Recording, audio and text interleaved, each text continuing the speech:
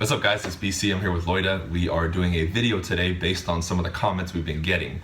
One of the comments I believe she got on one of her videos was, what are your pet peeves or what do you not like about what's going on in the industry as far as agent behavior and things of that nature. So I came up with 3, and I think she has 3, so I'll start with mine first.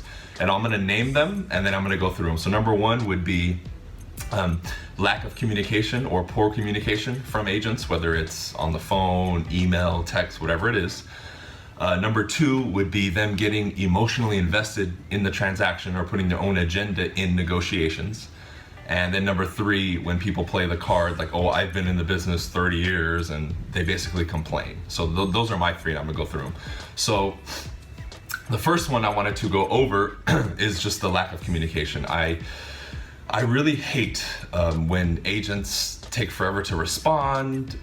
You email them, you call them, you text them, and they just, for whatever reason, will not respond, especially in a moment where time is of the essence, right? Now, I know there's no emergencies, but if we're in the middle of a negotiation and I send out a counter to you, you don't confirm that you received it, even though I've called you, texted you, and emailed you for 2 or 3 days, that can kill a deal, and it just shows lack of professionalism. Now, if you're doing 100 deals, and you need help, hire somebody, right? There's no reason for you to not communicate. Now I understand some people have, kids and stuff and responsibilities, so they shut off at a certain time at night or whatever, but there's no excuse for not responding at all, even if it's just a quick text saying, hey, I got it, right? That doesn't take much effort.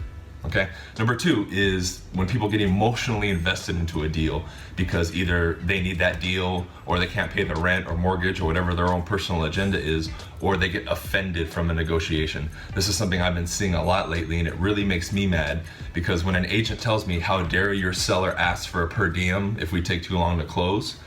What does that have to do with you? That's a negotiation, right? You're supposed to be objective, meaning from the outside, not emotionally attached to it, and you're supposed to talk with your client about it, not put your own personal agenda into it, okay? Because as an agent, I could care less what the other side's buyer or agent thinks or their emotional reaction to it, because I'm negotiating for my seller. I have a fiduciary duty to them to get them the best price and terms, okay? And when agents do that, and then you have to communicate with them back and forth, and they're salty and they're just being emotional about it, it really demonstrates your lack of professionalism, and it also makes the deal more difficult. As agents, we're here to facilitate the deal, not make it more difficult, okay? Number 3 is when someone says, oh, I've been in the business 50 years. Look, I get it if you've been in the business 30, 40, 50 years, but at the end of the day, nobody cares. We're all here to close deals, to help buyers buy and help sellers sell. If something has changed or the way we go about things is a little bit different than what you're doing, or you're in the opposite position where somebody's telling you that, nobody really cares. We all know that in this business, it doesn't matter if you've been in it 10, 15, 20, 30 years.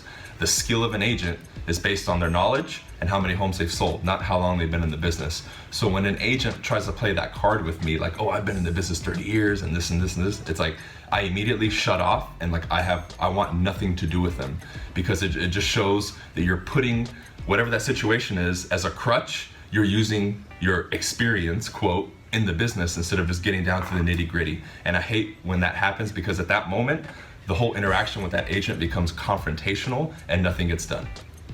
Cool. Yeah.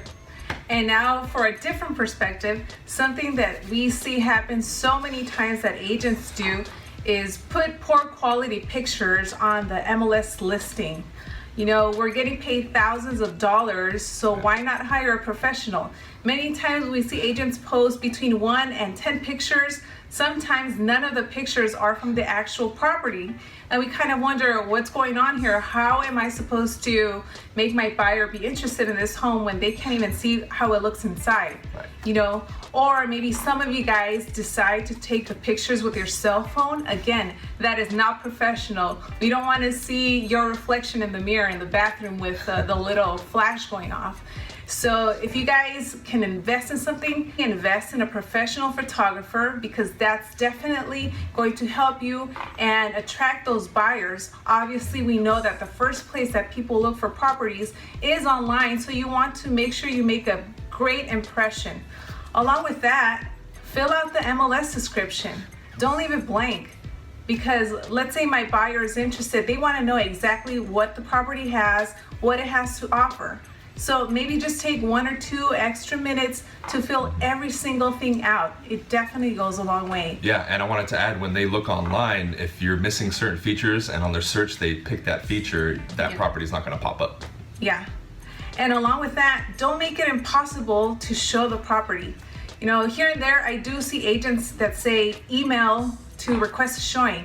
Now that's fine if you respond within the first 5 minutes, but if it takes you hours or maybe the next day, you know, sometimes we are working with buyers that are on a time crunch and their schedule is very limited. So we want to make sure that we have an answer immediately.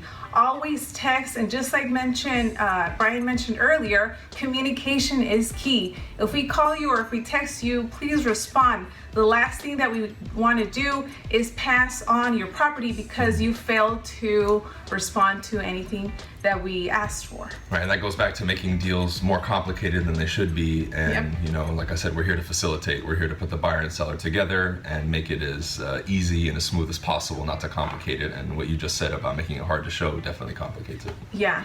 So hopefully you guys learned a little bit more of some of the things that you shouldn't do.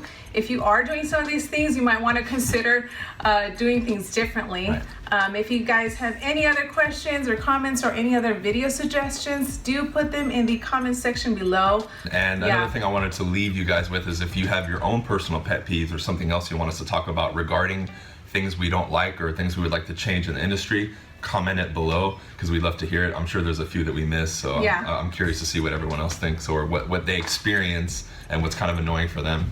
See you guys on the next one. Peace.